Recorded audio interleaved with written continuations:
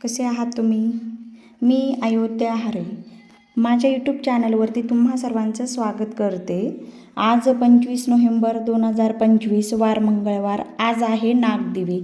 तर हे नागदिवे म्हणजे काय, हा सण का साजरा करतात, याची कथा काय आहे, याला वेगवेगळी नावे काय, हीच माहिती आपण या व्हिडिओमध्ये पाहणार आहोत। तर त्यामुळे व्हिडिओ अगदी शेवटपर्यंत बघा। जर तुम्ही माझ्या चॅनलवरती नवीन असाल तर प्लीज सबस्क्राईब करा। तर चला बघूया। तर बघा मंडळी, नागदिवे हा सण चंपाषष्ठीच्या अगोदर म्हणजेच मार्गशीर्ष शुद्ध पंचमीच्या दिवशी साजरा केला जातो। तर या दिवशी आपल्या नागदेवतांची पूजा करायची आहे आणि घरामध्ये जेवढे पुरुष मंडळी असेल त्यांच्या प्रत्येकाच्या नावाचे 5-5 कणकेचे दिवे करायचे आणि देवाचे 5।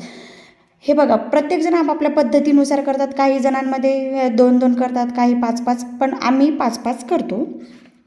आणि हा दिवा का लावला जातो, त्याचं प्रतीक काय आहे, तर त्याचं प्रतीक असं आहे की हा दिवा आपण त्यांच्या दीर्घायुष्याचे प्रतीक म्हणून मानले जातात व नाग हे कुळाचे मूळ पुरुषांचे प्रतीक मानले जाते।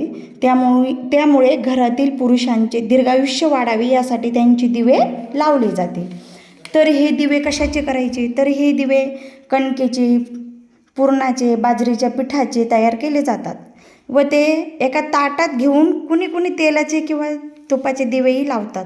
तर प्रत्येक ठिकाणी आपापल्या पद्धतीनुसार ठेवतात।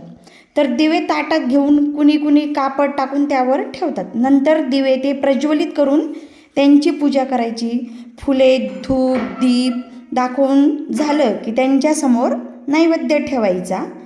आणि नैवेद्य ही प्रत्येकजण मी बऱ्याच भागामध्ये बघितला की पुरणाचा नैवेद्य ठेवतात, पण ठीक आहे, मी शिरा ठेवला आहे। तर प्रत्येकजण आपापल्या पद्धतीनुसार दाखवतात व नंतर दर्शन घेऊन आपल्या घरातील सर्वांसाठी दीर्घायुष्य वाढवण्यासाठी प्रार्थना केली जाते।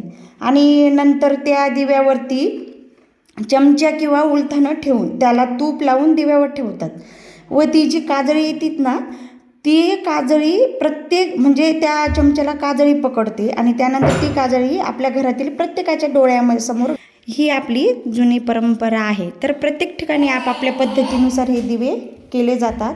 आपल्या कुलधर्मानुसार हा सण साजरा केला जातो।